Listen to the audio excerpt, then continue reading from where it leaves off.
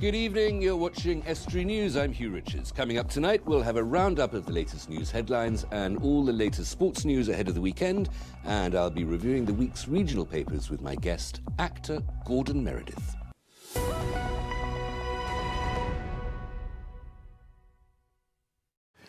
Now, it's time to have a look through the week's papers with my guest, actor Gordon Meredith.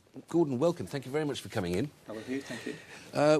Actor, that's very glamorous. What have you been up to recently? I've been doing quite a mix of things, really. I'd get up to all sorts, really. I've been doing a bit of corporate work. I've been doing a bit of film work. Did a music video last month. And also did a film last year, which is coming out next week. There's a preview, and that was a bit of fun. It was a vampire comedy called Be Negative. That's a terrible pun in that. Definitely, yeah. I'm not to blame. The writer, Phil Cordy, is completely to blame for that. Bless him. And in it, I play a vicar. Ah. So just a minor role. Do you get bitten? I couldn't possibly say. Okay. Yeah. And what's coming up? A few exciting projects coming up as well. Yeah. Next month, I'll be playing Bottom in Bottom's Dream, which is an adaptation by Clive Neller of Midsummer Night's Dream.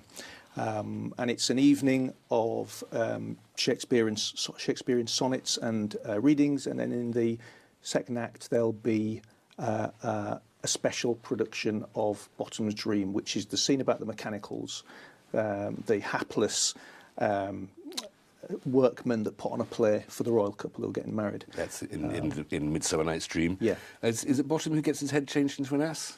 He does, yes. So for part of it, I'll be wearing a mask of some sort. I don't know how much I'll be able to see through it or speak through it, but that will be revealed. Okay, well, that sounds absolutely fantastic. Shall we have a look at the papers? Yeah. Okay. What have you chosen first? I think this is a big story that everybody's covering. Yeah. The first one, which is very topical at the moment, is about the decline of the House of Fraser. And this affects stores across the region, affects stores in Hull, in Grimsby and in Lincoln. And the owners are planning to shut about half of their stores across the country. There's 59 shops. I mean, everybody has memories of House of Fraser, or Hammond's, as it was before that. It was Binns in Grimsby. And Binns. It was Binns in Hull as well. Was it? And Hammond's before that.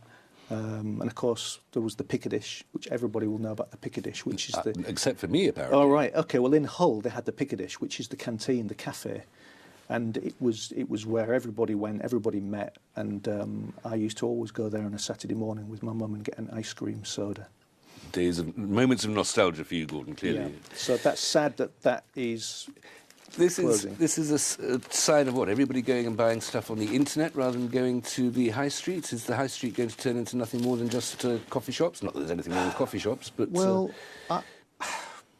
I think that's got a massive part to do with it. There are people who say that it hasn't, but I think it has to have. People are buying things online, not going to the shops so much, and it's going to have an impact. There's also a sort of policy to try to keep cars out of town centres, so perhaps that makes it more difficult to go shopping. You don't want to be carrying bags on a bus or just walking home with it. And so the environmentally good thing, valuable thing of keeping cars out of town centres might also be an economically bad thing for the shops.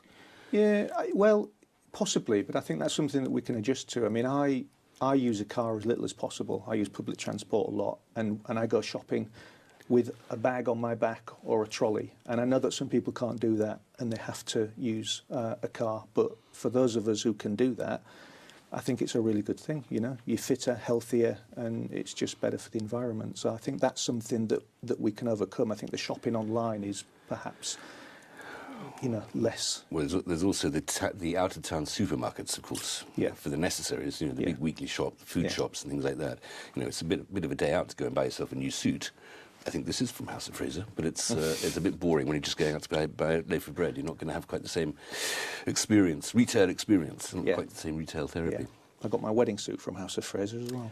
Well, there you are. It's a very close personal connection going there. Yeah. But yes, there are a lot of gaps in the smile of the high streets at the moment. In Grimsby, that's House of Fraser was on Victoria Street, is on Victoria Street and Freshney Place. Yeah. And there are a lot of empty units in in Freshney Place, I'm afraid. Yes, there are, and I mean this talks about there being in the area around where House of Fraser is, there are 53 shops and units now unoccupied, which is enormous. Well, an opportunity for somebody else. That space is there, and I'm sure it won't go wasted if there's an opportunity to allow supply and demand to work and the rents go down, then they could be profitable businesses going in there. Yeah, let's hope so. And I mean, there's another story here about somebody who has taken that opportunity. Well, yes, I know this story, and we will come to it in the second half, I'm afraid, Gordon. Sorry, we're going to have to stop there for a moment or two.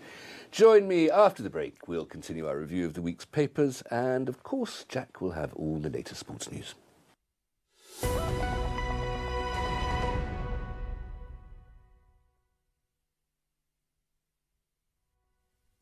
Welcome back. You're watching Estuary News. Still to come tonight, all the latest sports news from Jack. And still with me in the studio, the actor Gordon Meredith, as we're going through the papers. Gordon, we were talking about shops closing. You found a more happy story about shops opening. Yes, which I think it's nice to talk about this one after House of Fraser. This is a story about a lady called Sam Towers, who has been suffering with illness, and so she's been out of work for some time, and she has made a really great effort to get back into work, and she's opened up a shop on Freeman Street. In Grimsby? In Grimsby. Freeman Street in Grimsby, yes. And the shop, she's described as a hippie lover, but the shop is a shop that sells ethnic clothing, that kind of thing, and it says it sells everything from dream catchers and hippie clothes to Tibetan singing bowls and Himalayan salt lamps. And she said there's no other shop in the area that sells this. No, she might be right. Yeah. On that. So I hope there's a demand for it. What is a Himalayan salt lamp? I don't know. I can tell you what a Tibetan singing bowl is. What is a Tibetan singing bowl? A Tibetan singing bowl is a bowl which, when you rub around the inside of it, it makes a very beautiful sort of high-pitched or low-pitched, depending on the size of the bowl, sound. It resonates, and does it? It resonates, yeah, and it sings, and it's really beautiful. And, you know, once you get used to doing it, if you get the knack of it, it's quite... you know, habit forming. You've sold it, Gordon. I'll go to this lady's shop and get one as soon as I possibly can. I think you should. That's rather a nice idea, going back to sort of 1968, flower power, free love, hate Ashbury, the whole thing. Maybe not quite the same amount of herbal contributions that they had back then, but... Maybe not. It's an age that I only just missed, I'm afraid, that period of cultural history. But what a pity. Good luck to her. Yeah. What have we got next? This is a seaside singing. This is a really good story from the Skegness Standard. And this story is about a comedy rap video that's gone viral. And it pays homage to holidays in Skegness. And it's had over 1 million views in just over a week. And it says the music video, which is called Fish, Chips and Donkey Rides, and it's by a Boston parody rap act called 50 Sniffs. And it was posted to Facebook by the group 50 Shades of Council Estates. It's been shared 19,000 times. It's had 7,700 comments.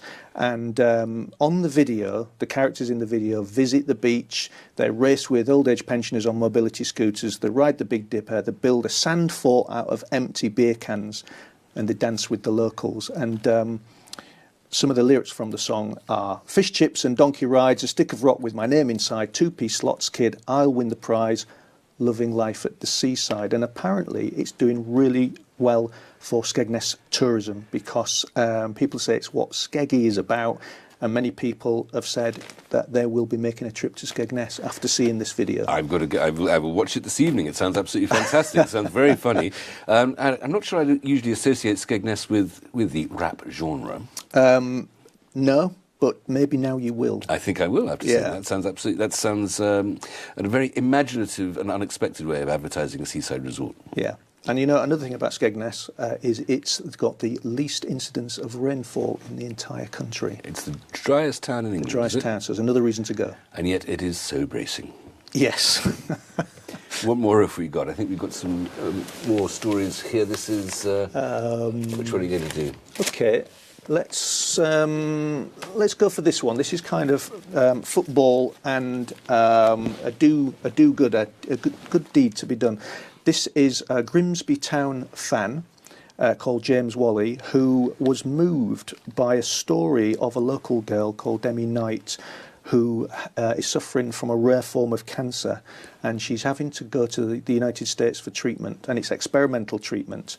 And James says that he has lost family members to cancer, and he was moved to raise money for the cause to help her with the treatment.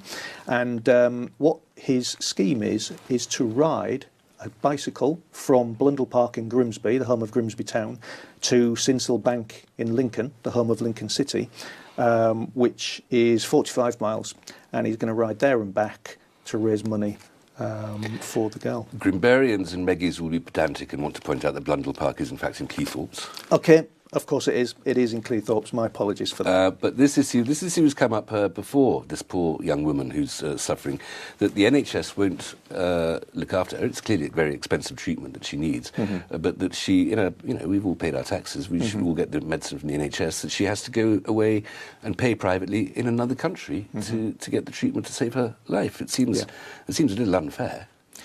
Well, it does. It seems very unfair. I mean, I don't know what the circumstances are. I don't know whether it's the fact that the NHS doesn't actually have the treatment, they don't possess it, or I can imagine that would be the reason rather than refusing it. If they had it, I'm sure she would get the treatment.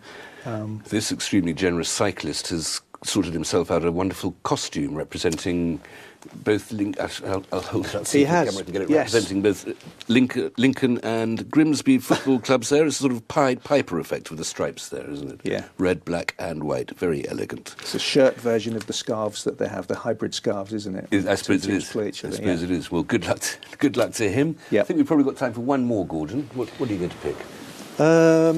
This is a story that you touched on earlier. Hull's transformation that's fit for a queen. It's the High Street in Hull, and as your bulletin said earlier on, that the series, the TV show, the ITV show Victoria, is filming there, and they've completely transformed the High Street into a TV set, and they've taken it back to the year 1848.